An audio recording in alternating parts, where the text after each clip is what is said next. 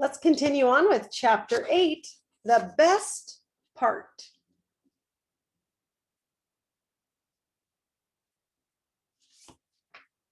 Todd brought a toy to school. It was a cute, adorable puppy dog.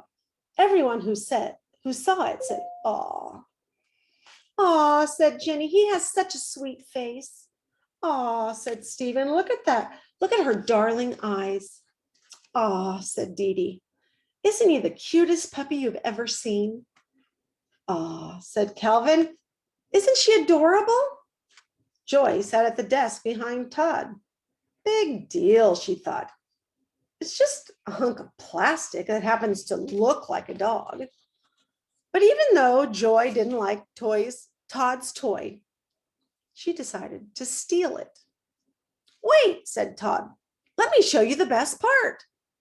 Before he could show them the best part, Mrs. Jules rang her cowbell. "Take your seats," she commanded. "The bell has rung." All the children returned to their seats. "Todd, go write your name on the blackboard." Todd was the only one who had been in his seat, yet he was the one who got in trouble. That was typical. Mrs. Jules had a system. The first time someone got in trouble, he had to write his name on the board under the word discipline. The second time he got in trouble, he had to put a check next to his name.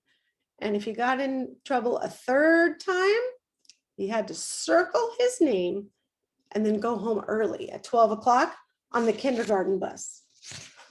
Todd went home on the kindergarten bus every day. Some of the other kids thought he was lucky, but he wished just once he could make it to 12 o'clock without getting into trouble 3 times. He walked to the front of the room and wrote his name on the blackboard under the word discipline. While Todd was at the board, Joy reached over her desk and into Todd's. She felt around for the toy, but as she tried to lift it out, it caught on something and dropped to the floor. Todd returned to his seat. "Todd, is that your toy on the floor?" asked Miss Jules. "Hey, how did it get there?" asked Todd. "You know the rules, Todd," said Mrs. Jules. "Toys must be kept inside your desk, or else I take them. Now bring it here." Todd gave his toy to Mrs. Jules. "Ah, how precious," cooed Mrs. Jules. "He's the most lovable puppy I've ever seen." She kissed Todd's plastic puppy on its plastic nose. "I guess I can let you off this time," she said, "but try to keep him in your desk." She kissed Todd's toy again, then handed it back to him. "You can erase your name from the board, too." Todd could hardly believe it. For the first time ever, he erased his name from the board. As he headed back to his seat, Mrs. Jules said, "Here, take a Tootsie Roll Pop, too, for the sweet puppy." Todd was amazed. So was Joy. Now, more than ever, she wanted that toy. Out at recess, everyone wanted to see Todd's toy. "It's magic," said Bibi. "It kept you from getting into trouble." "No, Mrs. Jules is just a nice teacher," said Todd. "Here, let me show you the best part." He grabbed hold of the dog's tail and turned it like a crank. Suddenly, the cute floppy ears stood straight up. The mouth opened wide and the teeth grew into sharp fangs. "Wow," breathed Dee Dee. Todd wasn't finished. He pulled the dog's nose and stretched out its face. The cheeks became thin and bony. The eyes were no longer sweet, but grim and frightening. "What a great toy," said Calvin. The cute little puppy had turned into a mean, hungry, man-eating wolf. "I still haven't shown you the best part," said Todd. But before he could show them the best part, the bell rang. And everyone ran up the stairs to class. "I've got to get that puppy dog," thought Joy as she stared at the back of Todd's neck. Then, I'll never get in trouble again.